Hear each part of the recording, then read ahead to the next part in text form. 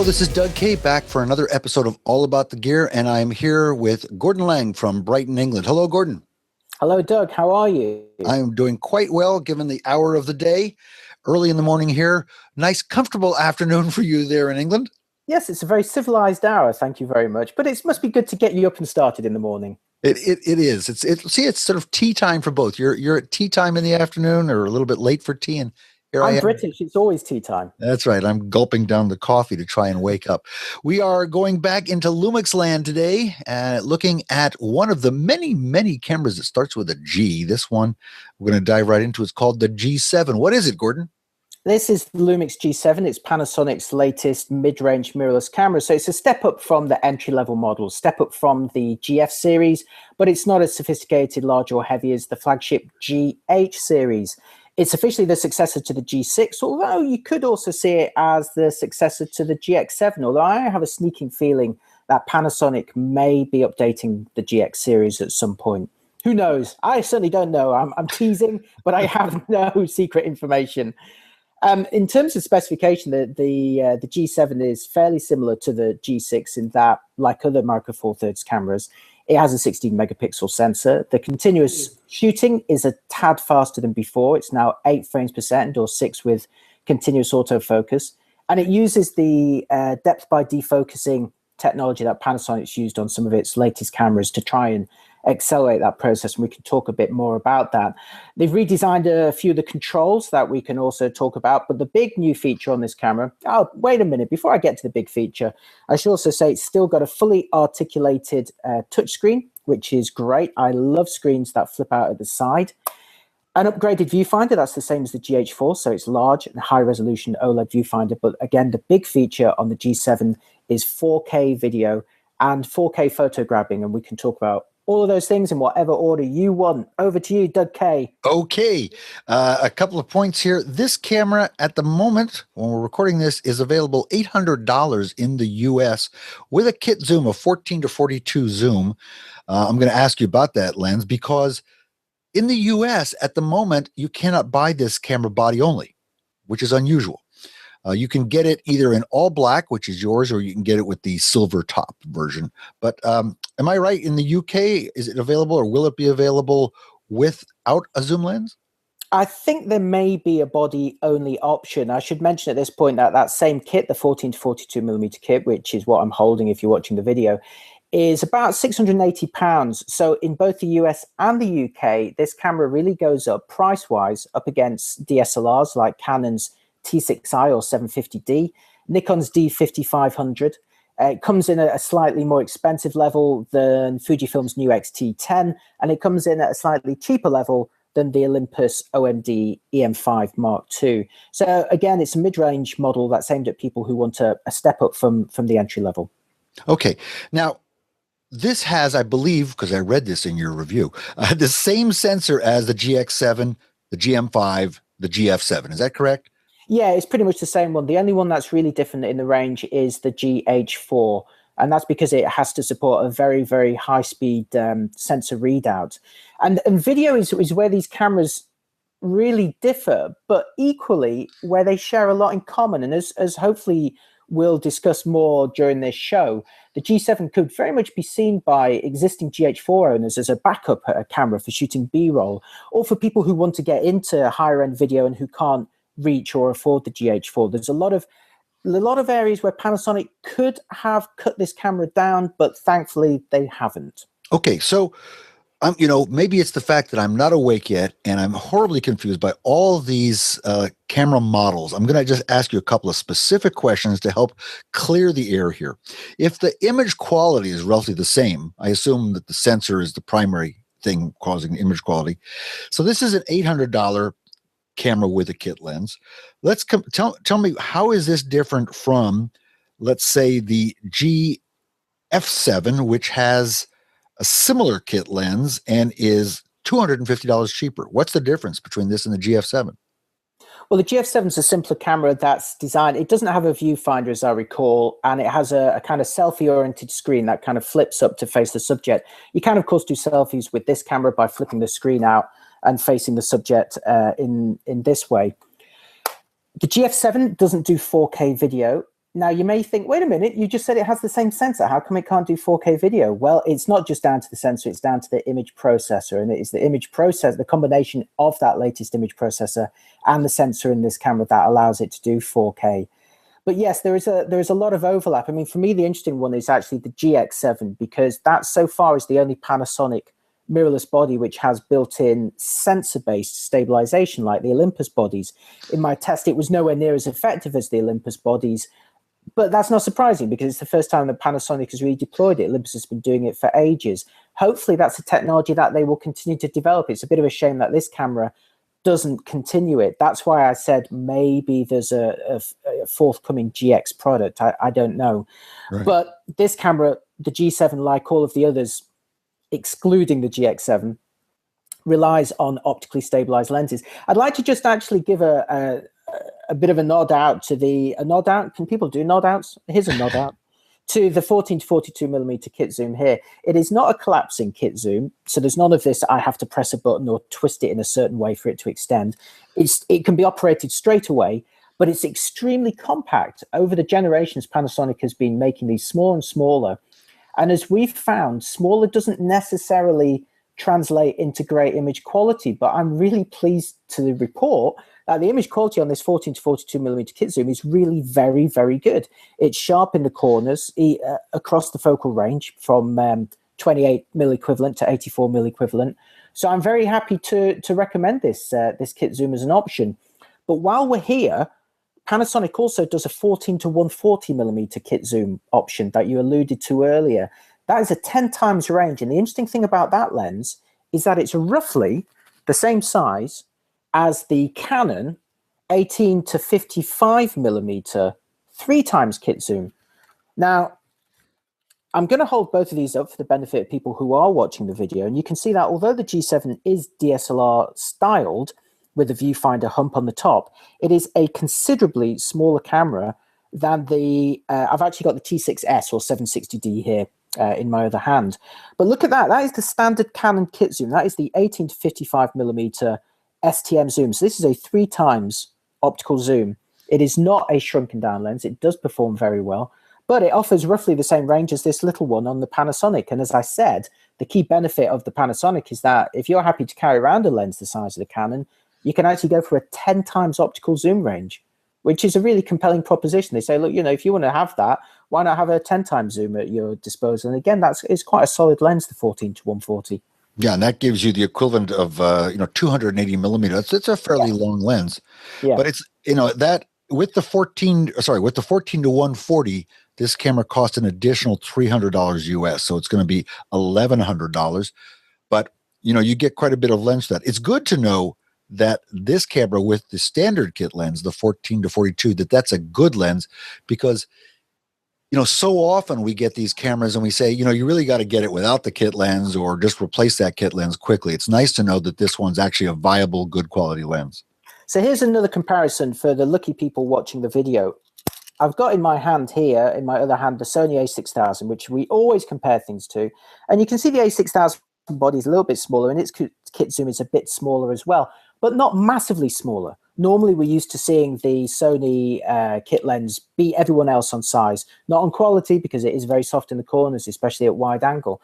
But Panasonic have managed the impossible here. They've made a very small lens that's very high quality. And I should also say here, it's very important to mention the format that this camera uses. It is a micro four thirds format camera, which is the most established of the mirrorless camera formats. It came out first, and it has not one but 2 big camera companies developing for it. It has Panasonic and Olympus. And this means that with both of these manufacturers producing lenses at the same time, and before anybody else even started with mirrorless lenses, they've managed to create this massive catalog of optics where a lot of mirrorless formats may not even have one type of lens, say a specialist type of lens like a fisheye or an ultra wide or a macro. Micro Four Thirds typically has about 3 different ones to choose from. So it's already a very, very established format. And for me, that is one of the key benefits of Micro Four Thirds over the other mirrorless formats, is that massive choice of lenses. And if we have time later on in the show, I'd like to show you a couple of new models from Olympus. We will do that. I want to ask you one question about that, because a friend of mine who's a bird photographer says she couldn't possibly go to mirrorless because she needs the equivalent of a 500 or 600 millimeter to shoot her birds. Is there such a lens in Micro Four Thirds? Yes, remember that the field reduction factor is 2 times on Micro Four Thirds, and Panasonic has a 100 to 300 millimeter lens. So that is effectively a 200 to 600 millimeter in terms of equivalent coverage to full frame. So yes, there is a massive lens available. Unfortunately, that 100 to 300 is not a premium lens. It's quite an affordable one. There are no high-end super telephotos yet for Micro Four Thirds, but there are those budget options. If you want that 600 millimeter equivalent reach, you can get it. And of course, you could always adapt a lens for another camera system for this. You could put a Canon or Nikon lens on this with an adapter. You lose autofocus unless you've got a very clever Metabones adapter. I think they've got one now that does autofocus with Canon lenses. But what you do get, obviously, with these cameras and what the G7 offers is focus peaking. And if you're doing wildlife photography, a lot of the time you don't really, if it's a bird that's on a branch, sometimes autofocus isn't what you want. And focus peaking can work really well in manual focus. You can just magnify that, just adjust the manual focus until you see that focus peaking outline around them. And then you know you've nailed the shot and it's not going to drift. It may not be great at tracking, say, a bird that's flying past. If you're doing that sort of photography, then autofocus is very useful. But if it's wildlife that's kind of just, waiting, then or resting, then it can work very well. So yes, I do think it is a viable format for wildlife photography. Very good. So you mentioned autofocus. How is this camera compared to others in terms of autofocus? Where would you rate this? Okay, now what Panasonic is very good at doing, theirs is a contrast-based autofocus system. Panasonic has resisted going down the route of sacrificing some of the pixels on the sensor to deliver phase detect autofocus. As we know, phase detect autofocus is very good at knowing what direction it needs to focus in and when to stop. So it eliminates that hunting process where it kind of searches beyond and pulls back again. Panasonic still does that. It's a contrast-based system. However, they have accelerated it to a point where it's extremely fast. Same with Olympus, very, very fast at single AF. So if you're using single AF acquisitions, this camera is very quick. It's also extremely effective in very, very low light. And these are things that a lot of people don't look at. I've been shooting with this camera, during dusk at times when, say, the Sony, which isn't so good in low light, really struggles. And you can see it hunting back and forth. Meanwhile, the Panasonic just snaps on. It goes, yep, no problem, I can focus. In situations where other cameras, you need to really go into manual focus, the Panasonic keeps focusing fine. Where it doesn't score so well is in terms of continuous autofocus, because it's still using a contrast-based system. It still has to go back and forth. However quick it's doing it, it still has to go back and forth. If the action is modest, shall we say, somebody walking towards you quickly, then you're all right. If it's someone running towards you or cycling towards you, it's still not quite their continuous AF system. You can do it, but you're not going to get as high a hit rate as you do from hybrid systems with embedded phase detect points. But as I say, autofocus is a 2-horse race. There's 2 different scenarios, continuous AF and single AF. And for single AF, which personally speaking, I use for 99.9% of all of my shots, the Panasonic is extremely good. Oh, good.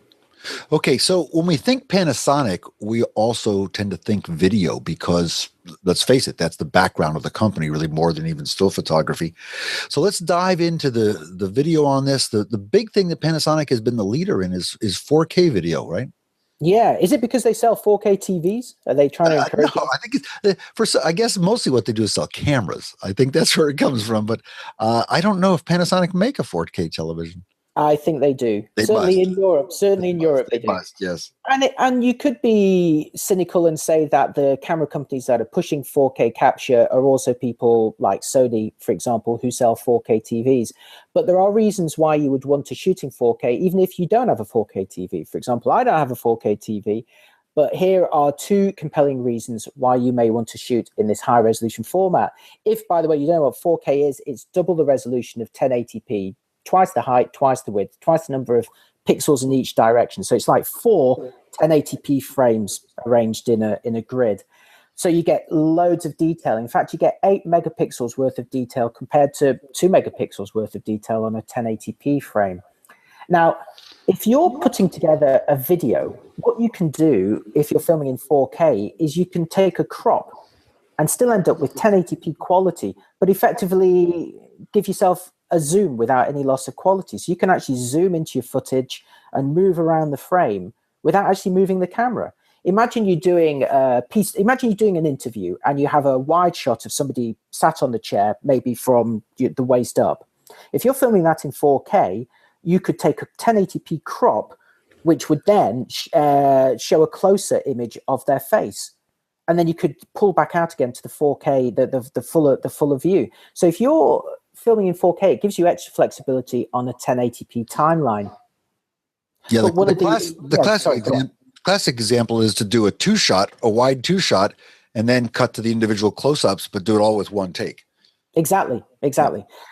The other thing that you can do, which is very clever, I mentioned earlier that 4K has 8 megapixels worth of resolution. Now, 2 megapixels on 1080p is okay, but it's just for mucking about. You could screen grab from that, you could photo grab from that, but they're not going to be very good. But 8 megapixels is quite a lot. You could get a decent photo from that. So Panasonic thought, wait a minute. 4K is effectively capturing 8 megapixels at 24 to 30 frames per second. So instead of considering it as video, think of it as a continuous shooting option. And when we talk of continuous shooting, we generally get quite excited by cameras that can push 10 frames per second. Well, this is doing 30 frames per second at 8 megapixels. So this is a really nice application for 4K. It's actually grabbing still photos from it. And at 30 frames per second, it's really easy to grab the decisive moment. Now, the most obvious thing would be for shooting action. But it's also great for portraiture, because if you film video of people and go through it a frame at a time, you'll notice that their eyes really change, especially when they're looking at you. There is a moment when they look exactly straight at the camera, and then usually a frame or two on either side of that, they're looking slightly away. You wouldn't really notice it unless you had the other one where it's perfect. This is especially the case with kids who move around a lot. So video is actually a really neat application for portraiture. And I can try and demonstrate how this works on the G7 if I'm lucky. Please do. So I was using this at the weekend to film people jet skiing around Brighton Pier. And they were actually close enough for me to do this with the 14 to 42 millimeter zoom at 42 millimeter. Now, what you could do traditionally with video is load the video into your computer and then literally take a screenshot of it, or extract a frame that way. But Panasonic want to make this much easier. So they have a 4K photo mode. I'm going to show this. This is another reason to watch the video. Can you now see on my screen? I've flipped it towards my camera here. And yes. Here's the jet ski. Now, this isn't a cropped image. This is video that I filmed with the camera. Now, if I push the button up, you'll see a little wait a second indicator come up. And now what it lets me do is go through the footage one frame at a time. So you see it going through it like that? Yeah. So what's happening, if anyone's listening on the podcast, is I'm going through this one frame at a time on the camera screen using the left and right arrow buttons. And if I think I've gone too far, I can let's go back a bit to when the jet ski is in the air. No, I want to go forward. How about the big splash? Yeah, I like that. Is that frame better than that frame or that frame or that frame? This is what I'm talking about getting the decisive moment. And then if you decide that this is the frame that you want, you just press the button in the middle at the back, and the camera will say, do you want to save this as a photo? And you say yes, and it saves it as an 8 megapixel JPEG image. It's not a RAW photo because it's not RAW video. It is only a JPEG, but the quality is pretty good. And I've got some examples of those on my review at cameralabs.com, which I've extracted from the camera. And I think it works really well.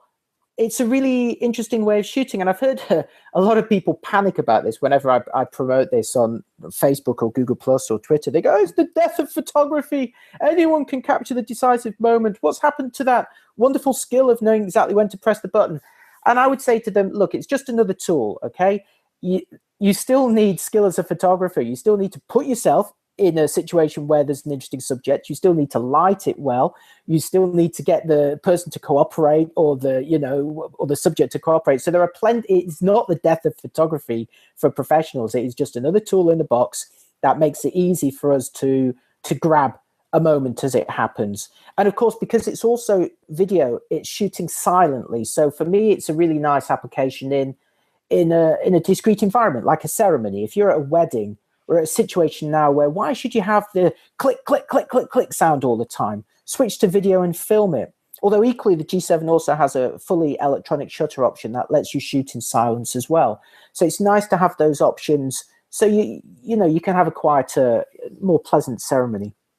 Well, I've done some shooting of 4K video for the purpose of stills, and a couple of things I'll add to that. First of all, I love the fact I love how they've done that in camera thing, because the way I did it in the past was I shot with, I think it was a GH4, and I used Lightroom to go through the video and extract a frame, and it was a bit painful. Doing it on the back of the camera like that looks really nice. I would love to be able to do that. That looks like a brilliant way to do it. The other thing that we've talked about before on the show is your choice of shutter speeds, because there's a big difference between shooting video for video or video for stills. You want to talk about that?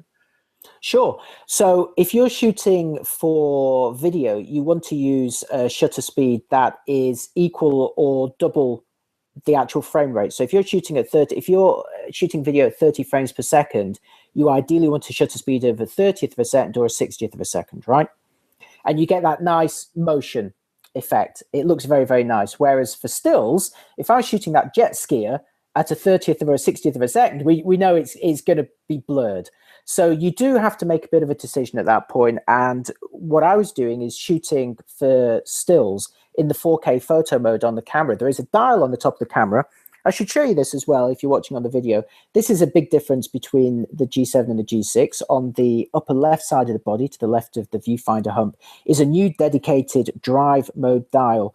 And you'll notice on there is a 4K photo option, and that lets you shoot 4K video specifically for photography, still photography, and you can control the exposure as you would as if you were shooting stills. So for that particular example, I chose a shutter speed of 4,000th of a second, although because the 4K photo mode uses the electronic shutter, I could actually go up to 16,000th of a second with this camera. That's another benefit of the electronic shutter, is that faster potential shutter speed. Well, good. So I just want to make it clear to people who are intrigued with the idea of using 4K video for stills that up front, you really need to decide whether you're going to be shooting video or video for still. That's an important thing, because if you do shoot video and say, gee, I'd love to now go take this video I shot of my kids and cut out a still, you'll say, oh, wow, it was shot at a 60th of a second and my kids are blurry. It looks great when you play it back as video, but as still, it's different. And likewise, if you shoot at the high shutter speeds and then you play it back as video, you get a very strange effect, this sort of stutter look. It's actually used in music videos for a while as a very, very trendy look, and hopefully people have tired of it by now. Yeah, I think if you were going to make a choice and you had to compromise and you had to say, look, I'm going to film video, but I may grab stills from it, I would compromise and go for the 4K photo mode and shoot video with a higher shutter speed, because yes, you don't get motion that looks as good, but it may still be acceptable, and at least you then still have a high enough shutter speed to grab a decent still from it. I don't know. We could argue about it. I'm not sure. I'm not sure, but yes, you're right. It's not ideal for both. You have to, ideally, for the best results, you need to think, yes, this is mostly going to be for video, or this is mostly going to be for stills. I mean, of course, if your subject is fairly still, then you can still grab a fairly good picture from it at a 60th of a second. But if it's for action, like that example I demonstrated, then yeah, it's not going to be ideal, is it? The other thing is I'm going to make yet another pitch for the decisive moment. My experience was that I took out the GH4 and I went to a baseball game, and I wanted to film, of course, the batter hitting the ball, or at least swinging and missing, one or the other. And I wanted to get the ball in the frame. That's the goal, of course, is to always to be able to see the ball. Shooting at 30 frames a second, you will likely not see the ball. If you have a good pitcher, it's going to be fast enough that it's going to be outside the frame, then it's going to be in the catcher's glove, and that's it. Whereas using the exact same camera, because the shutter lag is predictable, I was able to get pictures with the ball in the frame. So 30 frames per second is not the be all and end all of shooting for stills. It's interesting. Yeah, and I would say there's also an enormous satisfaction in the decisive moment when you get to know a camera well enough to know its shutter lag and recognize how much time you need to take a picture and for it to grab it. It's very nice when you get it. And if it's a camera you're familiar with, it's not that difficult. You get a real feel for it, and you feel at one with the tool. Although I should also say Panasonic are very keen to say that their next step after 4K at 30p is 4K at 60p. And then after that, they're going to go probably for 8K, which delivers really high resolution images.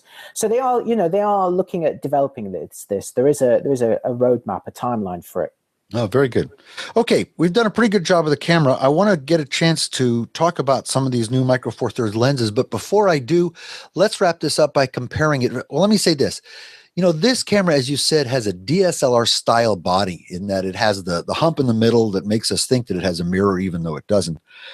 How would you compare this to products in the Nikon and Canon lines that one might be considering? What would be the comparable models? Well, as I showed earlier, I actually have them both with me. Here's the Canon T6i or 760D, which is Canon's competitor for it. And I'm going to show you Nikon's competitor for it. Oh, no, I'm not. It's on the shelf behind me. The D5500. Now, the DSLRs, as you can see, are much larger cameras. But what they have in common, and what the Sony products also have in common, is 24 megapixels and an APS-C size sensor. Whereas Micro Four Thirds is using a slightly smaller sensor that is still stuck at 16 megapixels. Now, 24 sounds a lot higher than 16. I mean, it's 50% more megapixels overall, although it is spread out in a slightly wider frame. Now, I was doing some tests with the Canon and the Panasonic over the last weekend. And in terms of resolution, you may be surprised to learn that there's actually not a great deal of extra detail on the 24 megapixel images compared to the 16. And this is even when you equip both with good lenses. There's not as big a difference as you may think. However, when you are in a dim environment, you notice the difference in sensor size, I feel, more than the difference in resolution. Again, it's not massively significant. Up to about 800 ISO, they perform very similarly. But at 1600 ISO and upwards, you'll see a slight benefit to the APS-C size sensors that extends to about a stop as it gets higher. To me, that's not a big deal because I mostly shoot at 800 ISO or below. But for some people who like to shoot, say, at 6400 ISO a lot, you will notice a quality difference between Micro Four Thirds and the APS-C products, whether they're mirrorless or DSLRs. The real big benefit of the G7 over all of its rivals, whether it's DSLR or mirrorless, is the 4K photo and the 4K video. If you don't think you're going to use either of those facilities, then you begin to look at the other ones. But for me, I really like the 4K photo. Every time I test a Panasonic camera, I always find some reason where it gives me a really compelling image. And I also love filming video at 4K. I should also say that if you film in 4K and you just reduce it by half into 1080p, you get really good looking 1080p footage, much better than native 1080p. And if you're a GH4 owner looking for a B camera, or you're somebody who aspires to a GH4 but you can't afford it, this gives you a lot of the features. I mean, it doesn't do Cinema 4K, which is the slightly wider variant. It will only do 4K ultra high definition, which is like the TV format. But otherwise, the quality is there. It's 100 megabit. One of the other differences with the GH4 gives you 1080p at up to 200 megabit, which is an extremely high bit rate, whereas the G7 is more consumer focused. It's only up to 28 megabit. The G7 only does 1080p at up to 60p, whereas the GH4 will do it at 96p, which lets you do slow motion, lets you do a 4x slowdown on a 24p timeline. GH4's got a headphone jack, but little things that you may think they would have taken out of the G7, they've left in, like there is the choice of luminance levels for video. You can still do focus peaking, zebra patterns. What else can you do with it? It also has, and I was surprised that it had these, it has the Cinelike D profile, which is a slightly flatter profile with less sharpening, less contrast, and less saturation. with the idea that most professionals want to grade their video. They want to color it and sharpen it their own way afterwards. So it's better to start with footage that's a bit dialed down. And it's nice that this camera has it. I thought they would take that out and say, no, if you want to do that, get the GH4. So in many respects, the G7 gives you a lot of the G4 in a smaller, lighter, and noticeably cheaper, albeit not weatherproofed form factor. So I guess the last question is, if you want to get into Micro Four Thirds and you want something just a cut above the bare bones, is this a good entry-level camera for you? Yeah, I think it's a fantastic entry-level camera. I mean, maybe some people would snort justifiably at saying $800 is an entry-level product.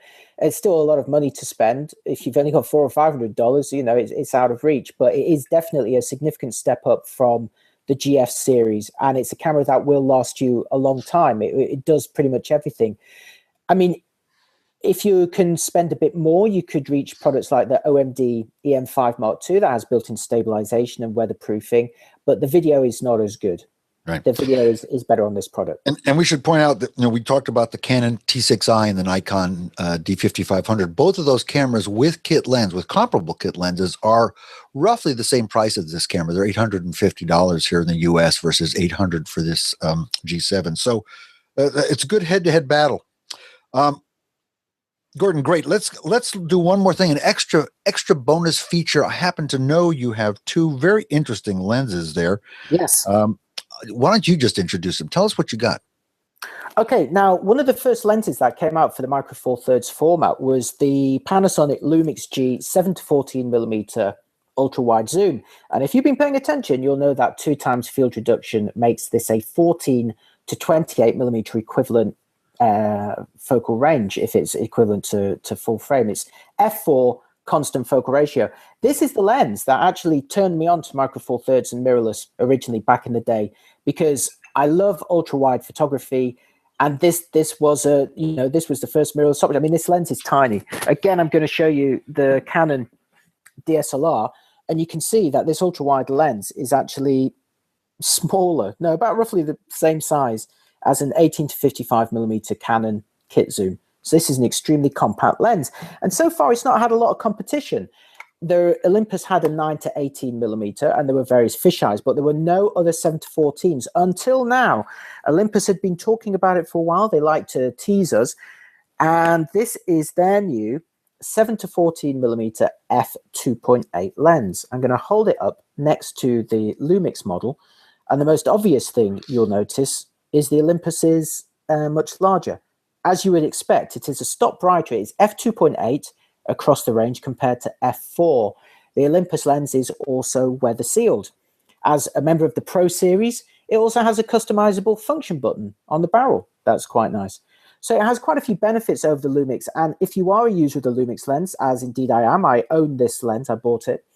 The Lumix lens has a slight problem with flare, especially on Olympus bodies, but it is also there on Panasonic bodies. A lot of people think it goes away on Panasonic bodies. It does not. It is present there as well, just to a lesser extent.